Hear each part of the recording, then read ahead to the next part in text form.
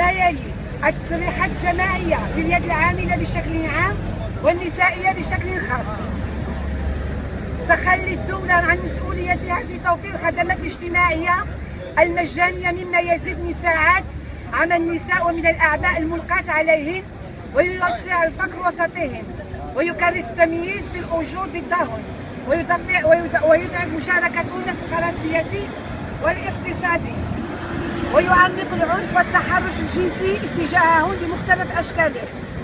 استفحال ظاهرة العنف ضد النساء خاصة مع تدهور الأوضاع الاقتصادية والاجتماعية وتنامي حالة الاعتداءات على النساء والفتيات والتساهل مع مرتكبيها الذين غالبا ما يستفيدون من الإفلات من العقاب في ظل غياب آليات قانونية لحماية النساء ضحايا العنف.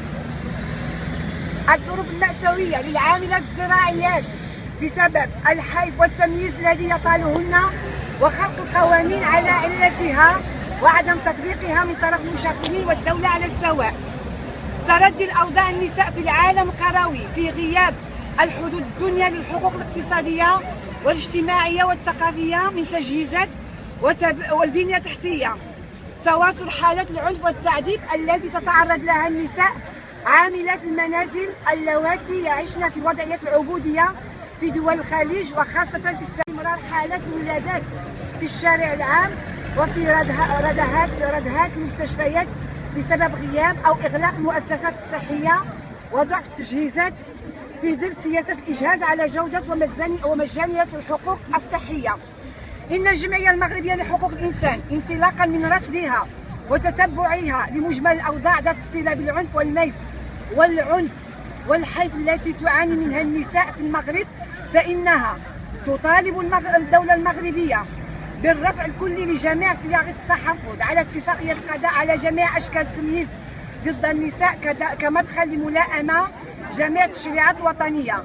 إقرار دستور ديمقراطي يوفر كل ضمانات الحماية والنهوض بحقوق الإنسان والمواساة والمساواة التامة بين النساء والرجال في جميع الميادين وفي جميع المجالات. القوانين تحمي النساء من العنف والتحرش الجنسي استنادا للمرجعية الكونية والشمولية لحقوق الإنسان، ووضع استراتيجية حقيقية وناجعة للقضاء على العنف تجاه النساء وإشراك المنظمات غير الحكومية فيها، ووضع حد لحالة لا عقاب في جرائم العنف ضد النساء سواء في الفضاء العام أو داخل الفضاء الخاص.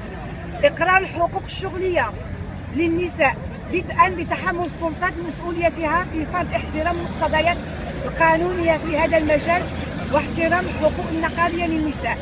حماية النساء المهاجرات من جنوب الصحراء من الاستغلال الجنسي، احترام المقتضيات القانونية في هذا المجال واحترام الحقوق النقابية للنساء.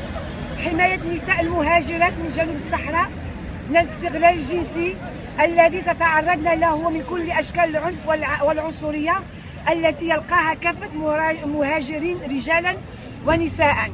وفي هذه المناسبة فإن الجمعية المغربية لحقوق الإنسان تعلن تضامنها مع المرأة الفلسطينية وتحيي كفاح النساء في المنطقة العربية والمغاربية وفي كل بقاع العالم ضد الفقر والعنف والتمييز، ومن أجل السلم العادل والمساواة، ومن أجل توزيع عادل للثروة والتنمية مستدامة تحمي البيئة وتحافظ على ثروات الأرض للأجيال القادمة. وتحية مجددا لجميع الإطارات النسائية والحقوقية والجمعيات والإعلام المحلي وللأحزاب السياسية، وإلى فرصة أخرى. وهذا هو العرس الذي لا ينتهي في ساحة لا تنتهي. هذا هو العرس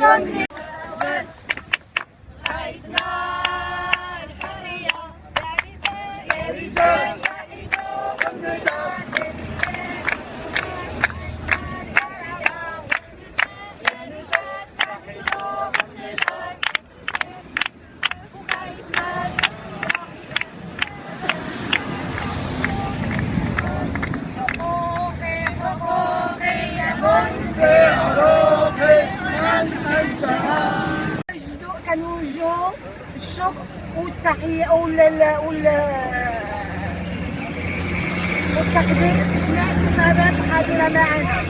تخلد الجمعية المغربية لحقوق الإنسان اليوم العالمي للمرأة هذه السنة تحت شعار نضال نسائي متواصل من أجل التصدي للإجهاز على المكتسبات دفاعا على قانون يحمي النساء من العنف ويحفظ كرامتهن.